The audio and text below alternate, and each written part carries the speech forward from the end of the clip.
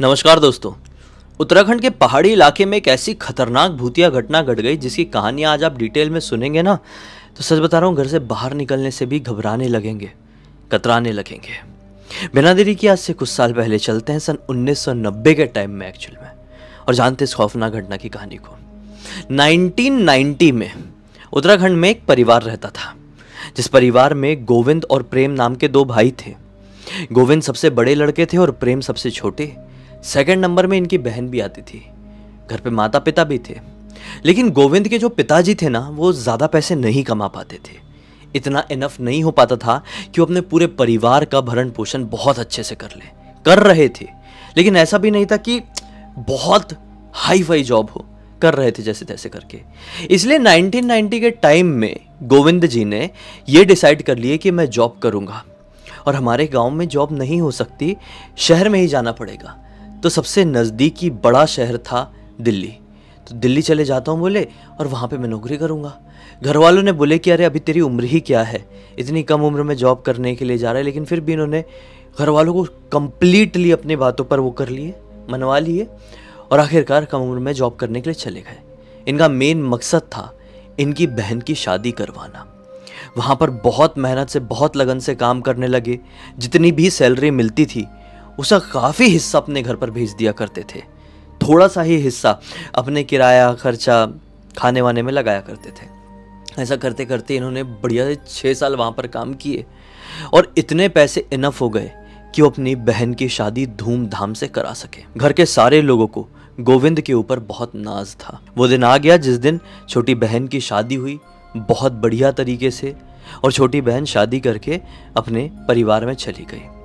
छोटी बहन वहाँ पर गई ही है तो क्या पाती है कि ससुर जी का अक्सर स्वास्थ्य कमज़ोर सा रहता है। 6 साल तक लगातार गोविंद जी ने दिल्ली में जॉब किए थे, लेकिन 1996 के टाइम में इन्होंने थोड़ा सा ब्रेक लिए थे, क्योंकि बहन की शादी करनी थी। सोचे थे वो कंपनी छोड़ दूंगा, किसी और कंपनी में लग जाऊंगा कुछ टाइम बाद। ऐसा ही हुआ, उनकी बहन वहाँ शादी करके गई है। यहाँ पर ये दिल्ली जाकर वापस एक नई नौकरी की तलाश में लग गए। इनको एक बढ़िया वाली नौकरी मिल भी गई, और 2 साल तक सब कुछ अच्छे से चलता रहा। अब आई सन 1998 की बात। एक दिन गोविंद जी को फ़ोन आता है उनकी बहन की तरफ से, कि उनकी बहन बताती है मेरे ससुर की तबीयत बहुत ख़राब है, तो दिल्ली में ही रहता है, एक बार आकर मिल ले। मतलब गोविंद जी की बहन ने गोविंद जी को ऐसा फ़ोन करके बोली। इन्होंने बोले अच्छा ज़्यादा तबीयत ख़राब है तो ठीक है, मैं आता हूँ, एक बार मिलना ज़रूरी है। ये दिल्ली से लगभग 20 दिनों की छुट्टी लेकर उत्तराखंड के अपने गाँव में पहुँच गए। 18-20 दिन इन्होंने अपने घर पर बढ़िया से स्पेंड किए हैं, और फिर ये डिसाइड करते हैं कि अब जाना होगा। लौटते लौटते मैं बहन के घर भी चले जाऊंगा। ससुर जी की तबीयत ख़राब है, उसने बताई थी, उन्हीं के चक्कर में तो मैंने छुट्टी लिया था कि मिलना भी हो जाएगा। मैं जा ही नहीं पाया इतने दिनों में, अपने घर में रह गया। तो क्या डिसाइड किए कि रिटर्न जाते जाते, मतलब दिल्ली जाते जाते रास्ते में बहन का गाँव पड़ेगा, वहाँ पर एक रात के लिए रुक जाएंगे, ससुर जी से मिल लेंगे उनके, और फिर आगे बढ़ जाएंगे। ऐसा हुआ कि इन्होंने अपने छोटे भाई प्रेम से बोले कि प्रेम तू भी चल बहन के घर पर, उसके ससुर को थोड़ा देख लेना, थोड़ा दिलासा दे देना, और फिर तू अपने गांव लौट जाना, और मैं आगे दिल्ली बढ़ जाऊंगा। प्रेम ने भी बोल दिया हाँ। प्रेम सबसे छोटे वाले भाई थे। ये दोनों बढ़िया से अपनी बहन के घर पर पहुँचे। दोपहर के वक्त पहुँचे और देखे कि बहन के ससुर जी की तबीयत बहुत ज़्यादा ख़राब है। कंडीशन इतनी वर्स्ट है कि उनको देखकर ऐसा लग रहा था कि इनकी मृत्यु कभी भी हो सकती है, एनी टाइम। लेकिन फिर भी दिलासा देने के लिए प्रेम ने और गोविंद जी ने ये कहे कि ठीक हो जाएंगे, चिंता करो मत, भगवान सब अच्छा करता है। ऐसा ऐसा इन लोगों से बात हुई है। फिर बहन ने इन लोगों का रात का खाना वाना बनाई है बढ़िया से, ये दोनों खाना वाना खाए हैं। अब गांव के घर कैसे रहते हैं ना कि घर में आंगन भी होते हैं, फिर घर के अंदर भी लोग सोते हैं, कुछ लोग पीछे वाले आंगन में भी सोते हैं। जब ज़्यादा मेहमान आ जाते हैं, लोग बढ़ जाते हैं, तो खुले में भी सो जाते हैं। गाँव का वातावरण, गाँव का एटमॉस्फेयर बहुत अच्छा रहता है, और उस टाइम पे तो और अच्छा रहता था, और वो तो पहाड़ी इलाका है। तो ये क्या बोले, रात का वक्त हो गया है, मैं आंगन में सो जाऊंगा, प्रेम छोटा वाला भाई अंदर सो जाएगा सब लोग के साथ, और बाकी 1-2 मेहमान और है तो पीछे वाले आंगन में सो जाएंगे। सब लोग तैयार हो गए कि ठीक है, ऐसे ही सोने का जुगाड़ करेंगे। रात में 11 बजे के आसपास सबके बिस्तर लग गए हैं, और गाँव है, पहले का टाइम था, 11 बजे के आसपास सब लोग सो गए। लेकिन पता नहीं क्यों गोविंद जी, जो कि आंगन में सो रहे थे घर के, उनको नींद नहीं आ रही थी। ऐसा नहीं था उनकी आंगन में सोने की आदत नहीं थी, प्रॉपर सोया करते थे वो, लेकिन आज पता नहीं क्यों नींद नहीं आ रही थी। एक अजीब सी बेचैनी हो रही थी। करवट बदलते बदलते 1 घंटे और कट गए और ठीक 12 बजे के आसपास अब जितने भी लोग घर पे रहे होंगे वो सचमुच में बहुत गहरी नींद में सो रहे थे और पूरे घर में केवल अपने बिस्तर में गोविंद जी जाग रहे थे। एक तेज रफ्तार से एक बड़ी सी गाड़ी आती है इनके घर के सामने, उस जमाने की सबसे महंगी 4 व्हीलर कह लो। वो आकर रुकती है और फिर उस गाड़ी से कोई भी नहीं निकलता है। उस गाड़ी से निकलती है पीछे वाली सीट से एक औरत जो कि ब्लैक कलर की साड़ी पहनी हुई है, दिखने में बहुत खूबसूरत है और जवान दिख रही है।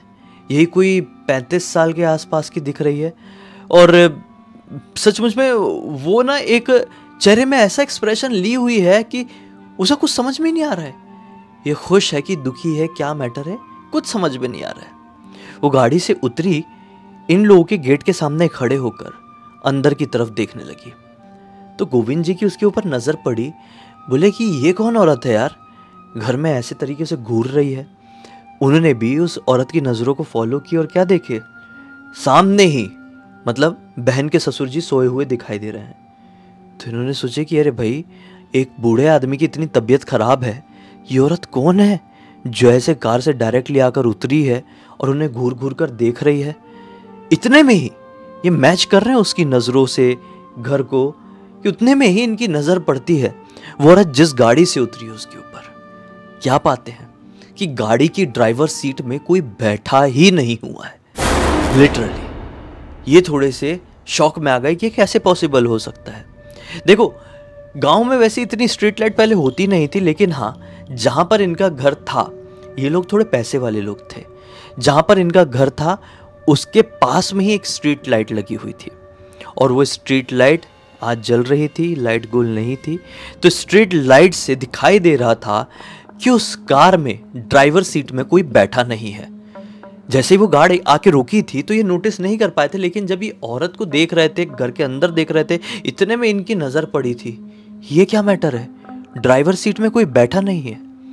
वो औरत ना ऐसे ये नोटिस किया ही है ड्राइवर सीट में कि वो औरत ऐसे 1-2 कदम करके अंदर तरफ बढ़ने लगी।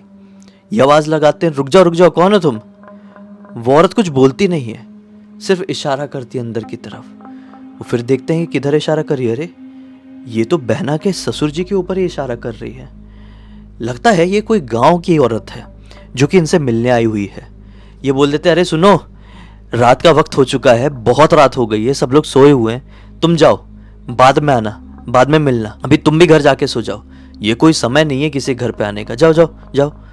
वो औरत जाती है, कुछ नहीं बोलती, अपनी कार की तरफ जाती है और ड्राइवर सीट के बाजू में इस बार बैठती। पहले पीछे बैठी हुई थी, पीछे से उतरी थी, अब ड्राइवर सीट के बाजू में जाके बैठती है और जैसी वो बैठी वो कार चलना शुरू हो गई। इनका जो गेट था वो बड़ा सा था, तो इनको दिखाई दिया वो कार ऐसी बड़ी है बिना ड्राइवर के। तो इनको बहुत अजीब लगा ये चीज़ देख के कि कैसे पॉसिबल हो सकता है, कोई भी ड्राइवर सीट में नहीं है और कार चल रही है। नहीं, आज का ज़माना होता तो और फॉरेन होता तो ये समझ सकते थे कि भाई ये ड्राइवर लेस बहुत सारी गाड़ियाँ निकली, वो हो सकती, लेकिन नहीं, उस ज़माने की बात थोड़ी अलग थी। ऐसी कोई टेक्नोलॉजी के बारे में किसी ने सोचा भी नहीं था और ऑब्वियसली ये कोई टेक्नोलॉजी तो नहीं थी। इनको थोड़ी सी घबराहट सी हुई, बोले कैसे पॉसिबल हो सकता है, मैं उठ के देखूँ क्या वो कार किस तरफ गई है। ये अपने बिस्तर से उठ गए, आंगन में तो सो रहे थे, थोड़े आगे तरफ बढ़ गए। वो जो लोहे वाला गेट था इनका मेन अंदर आने का, वो गेट के बाहर ऐसा सर निकाल के देखते हैं तो क्या पाते हैं, वो कार है ही नहीं। लिटरली वो एकदम सीधा सीधा लंबा लंबा रास्ता था, आजू बाजू तो घर थे लाइन से, सीधे सीधे ही जाना था कार को। तुरंत ही उठकर देखे हैं, मतलब विद इन 20 से 30 सेकंड, जितना टाइम इनको उठ के थोड़ा 15 फीट 20 फीट आगे बढ़ने में लगा होगा, उतनी ही देर में यहाँ कर देखे तो क्या पाए, ना कार उस तरफ दिखी है ना इस तरफ दिखाई दे रही है। ये बड़े टेंशन में आ गए, बोले शायद हो सकता है कोई छोटे हाइट का आदमी रहा होगा, इसलिए मैं समझ नहीं पाया हूँगा, जाने दो, सोता हूँ। ये आ गए वापस से बिस्तर में और फिर सोने की कोशिश करने लगे, नींद नहीं आ रही, लेकिन एक झोंका आया ही कि जैसे इनको झोंका आया फिर से गाड़ी रुकने की आवाज़ आई, जुर करके। फिर यहाँ खोले तो गाड़ी इसी तरफ से आती हुई दिखाई दी। बोले गाड़ी तो इधर गई थी सीधे सीधे रास्ते में, वापस से इधर कैसे आई? ये फिर आंख खोल के देख रहे हैं, ज़्यादा रिएक्ट नहीं, हल्की सी आंख खोल के देख रहे हैं। फिर से क्या देखते हैं कि वही औरत पीछे वाली सीट से उतरी। सेम वही हुलिया है, वही औरत है, वही साड़ी पहनी हुई है। फिर वो गेट के पास आ गए और गेट खोलने की कोशिश करने लगी।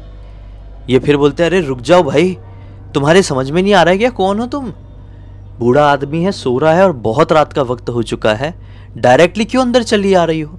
तुम जाओ ना, सुबह मिल लेना, और इतनी जल्दी है तो बताओ तो सही कौन हो तुम, कुछ बोल भी नहीं रही हो।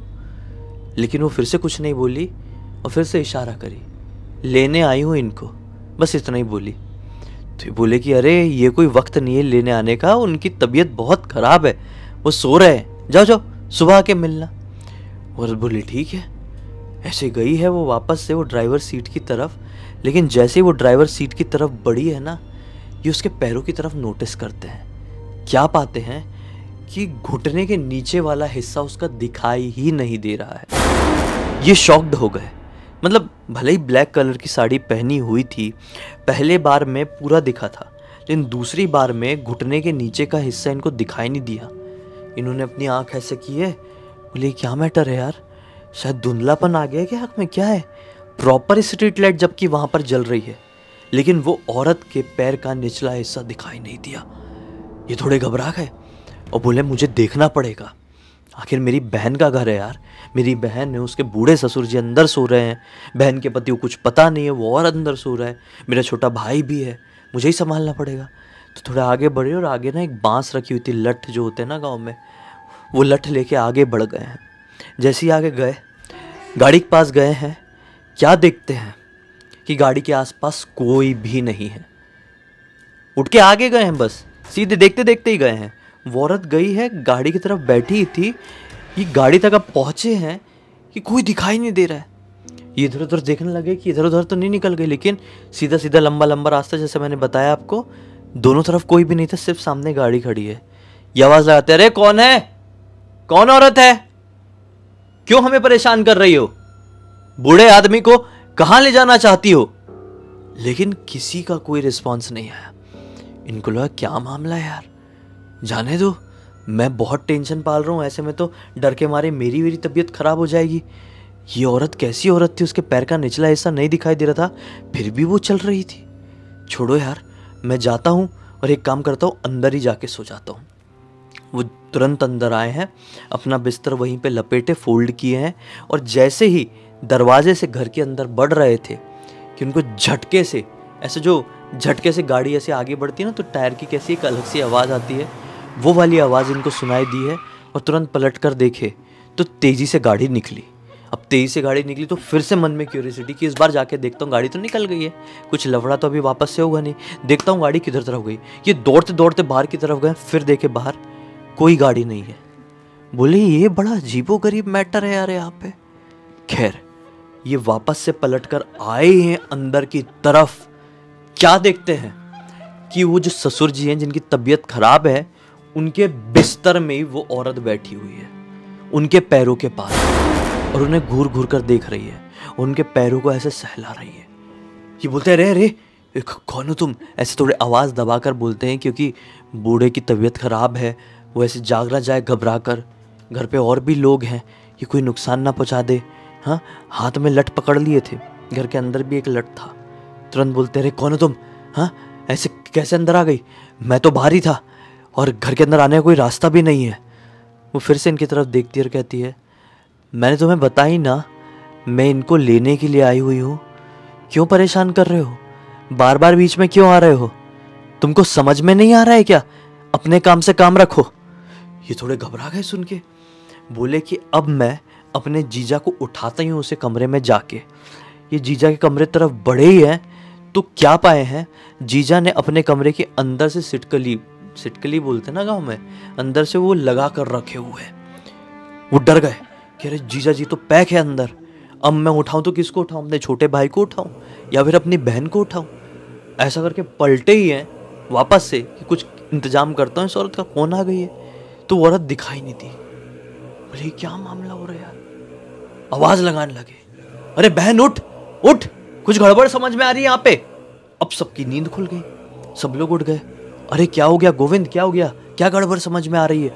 गोविंद बोलते हैं कि अरे यहाँ पर वो कोई आया था। घबरा गए थे ना अचानक से, क्योंकि अचानक से वो गायब हुई। आप इमेजिन करते चलो, आपके साथ भी ऐसा होगा तो आप भी डर जाओगे। तो गोविंद घबरा गए थे। अरे अरे कोई आया हुआ था, यहाँ पे कोई दिखाई नहीं दे रहा है अब। ऐसे करके सब लोग देखने लगे कौन है करके, पूरे आंगन में निकल के, पीछे वाले आंगन में जाके, लेकिन वो औरत दिखाई नहीं थी। गोविंद से पूछ भी रहे हैं कि कौन दिखाई दिया, कौन आ गया है, लेकिन गोविंद जी डर के मारे कुछ बता ही नहीं पा रहे हैं। फिर बहन सोचती है कि शायद गोविंद ने कोई बुरा सपना देख लिया है। गोविंद जी को कई बार बचपन में भी ऐसे डरावने सपने आ जाया करते थे और वो घबरा कर उठ जाया करते थे। तो बहन को लगा रे बचपन वाली कोई प्रॉब्लम तो नहीं आ गई। बोले गोविंद चल सो जा, कोई प्रॉब्लम नहीं, कोई नहीं आया, तूने बुरा सपना देखा है? बोलते अरे नहीं, मैंने कोई बुरा सपना नहीं देखा। अरे चल गोविंद सो जा, बाहर मत सो, अंदर सो। ऐसा बोल के ना बहन ने चुप करा के इनको सुलाने के लिए बिस्तर दूसरा डाल दी और सब लोग अपना अपना वापस से सोने के लिए चले गए। अब लेट तो हो गया था इनको सोने में, काफ़ी लेट हो गया था। इस वजह से इनकी नींद भी अगले दिन लेट खुली। अब जब ये जागते हैं ना तो अंदर से इनको ऐसा घंटी बजाने की, पूजा करने की आवाज़ सुनाई देती है। ससुर जी सो ही रहे हैं बहन के। ये बोले कि अरे सुबह सुबह बहन उठ के कैसे पूजा कर रही है इतनी जल्दी, ये घड़ी नहीं देखे उठते से। ऐसे पता नहीं क्यों क्यूरियोसिटी हुई कि मैं जाता हूँ उस कमरे में जिस कमरे में बहन पूजा कर रही है। कैसा क्या है, मतलब कैसा पूजा रूम है, देखे नहीं थे इन्होंने पहले। तो उठ के पूजा रूम तरफ गए हैं तो क्या देखते हैं कि इनकी बहन, एक तस्वीर है जो कि किसी देवी या किसी भगवान की तस्वीर नहीं है, बल्कि देवस्थान में ही रखी हुई है, पूजा रूम में ही रखी हुई है थोड़ी साइड में, और एक औरत की तस्वीर है। ये वही औरत थी जिसको पिछली रात को गोविंद जी ने 2-3 बार देख लिए थे। गोविंद जी बड़े ध्यान से उस औरत को देखने लगे। बहन थोड़ा उसी फोटो में अगरबत्ती घुमा रही थी, घंटी वंटी बजा रही थी उसी फोटो को देखकर। अगरबत्ती फंसाई है और ये वहीं पर देख रहे हैं गोविंद। तो बहन ने देखी कि अरे ऐसा क्या घूर रहा है गोविंद, क्या हो गया? तो गोविंद बोलते हैं कि ये किसकी फोटो है, किसकी पूजा कर रही है तू? काली साड़ी पहनी हुई है, कोई देवी तो नहीं दिखाई दे रही है। तो ये बोलती है कि नहीं, वो देवी है भी नहीं, दरअसल वो मेरी सास है। जैसे ही ये सुने हकबका गए। बोले क्या बात कर रही है बहन तू? बहन बोलती है हाँ, ये मेरी सास की फ़ोटो है।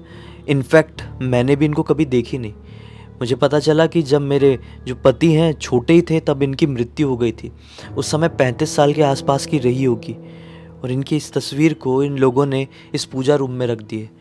लोग बोलते हैं कि घर के कि कोई पंडित जी ने बोले हुए थे इनकी फ़ोटो के सामने रोज़ अगरबत्ती लगा दिया करो, तो मैं लगा देती हूँ। तो गोविंद बोलते हैं एक काम कर, तू बाहर चल, जल्दी बाहर चल। बहन को अकेले में लेकर गए और पूरी बात बताए। पिछली रात को जो मुझे दिखाई दे रहा था, क्या क्या दिखाई दिया था, और वो जो औरत थी वो तस्वीर वाली ही औरत थी। अब बहन बोलती अरे बाप रे, कहीं ऐसा तो नहीं है कि मतलब मेरी सास अपने पति को लेने के लिए आई हुई थी और तेरे बोलने पर वो वापस चली गई? ये कैसा हो सकता है? तो गोविंद जी इतना ज़्यादा डर गए ना अंदर से, वो तुरंत अपने भाई के पास गए, प्रेम के पास। प्रेम जल्दी सामान बांध भाई, अब निकलना है, क्योंकि रात में उस औरत ने मुझे धमकी दी है। प्रेम को कुछ मालूम नहीं। प्रेम बोल रहा है कि अरे कौन सी धमकी भैया, कौन औरत, क्या बोल रहे हो? बोले तू ज़्यादा बकवास मत कर, तू चल सामान पैक कर, चल जल्दी निकल। इन लोगों ने फटफट सामान पैक किया अपना, ना नाश्ता किया ना चाय पानी, कुछ भी नहीं, बैग उठा के निकल गए दिल्ली वाली नेक्स्ट बस पकड़ के। अब जैसे ही उनको बस मिली है, जहाँ से भी बस मिलना था, वो जैसे ही बस में बैठे हैं, सोचे हैं कि मैं एक बार बहन को फ़ोन करके इन्फॉर्म कर देता हूँ कि मुझे बस मिल गई है, टेंशन मत लेना और सब ठीक है कि नहीं। ऐसा करके बस अगले स्टॉप में रुकी है। ये तुरंत उतर के पीसीओ से फ़ोन किए हैं बहन के घर पे। बहन के घर तो लैंडलाइन था। तो बहन फ़ोन उठा के क्या बोलती है कि भैया जब तू निकला था ना, मुश्किल से 10 मिनट ससुर जी जिंदा थे, उनकी मृत्यु हो गई। बोले अरे बाप रे, जो मतलब पिछले रात को जो कुछ भी हो रहा था वो सचमुच में मेरी बहन की सास की वजह से ही हो रहा था। उनकी हार्ट बीट बिल्कुल बढ़ गई। उतने में बस का हॉर्न बजा, पीप पीप पीप पीप, चलो चलो सवारी दिल्ली वाली, चलो चलो जल्दी बैठो, बस निकल रही है। ये फटाफट बस में सवार हुए और निकल पड़े। 1998 से लेकर आज 2024 आ गया है, लेकिन ये घटना ये अपने जहन से नहीं निकाल पाए हैं। ये कैसे हो गया इनके साथ, इनको खुद को कुछ नहीं मालूम। बहन की सास इनके अलावा कभी किसी को नहीं दिखाई दी। इस पूरी घटना की जानकारी मुझे किसी और ने नहीं बल्कि गोविंद जी के ही बेटे, जिसका नाम प्रदीप है, उसने इंस्टाग्राम पर लिखकर भेजा। मैंने सोचा पूरी दुनिया को सुनाऊं और एक अलग सा ही मनोरंजन दूं। इसी बात पे अब तक इस वीडियो को देख लिए तो लाइक ज़रूर कर देना, चैनल को सब्सक्राइब करके बेल आइकन दबा के ऑल के ऑप्शन में क्लिक करना, क्योंकि इसी तरह के हैरान कर देने वाले खौफनाक वीडियोस डेली आप लोग के सामने लेके आता रहता हूँ। इंस्टाग्राम की लिंक इस वीडियो के डिस्क्रिप्शन बॉक्स में मिल जाए, क्लिक करके डायरेक्टली वहाँ पर पहुँच जाना। और इसी तरह की कोई भी कहानी, टॉपिक या जानकारी आप लोग के पास भी है तो लिख भेजना। हो सकता है मेरा अगला वीडियो कल आपके हिसाब से बन रहा हो। तो चलिए कल फिर से मिलता हूँ, तब तक के लिए बहुत बहुत धन्यवाद। आपका दिन शुभ हो।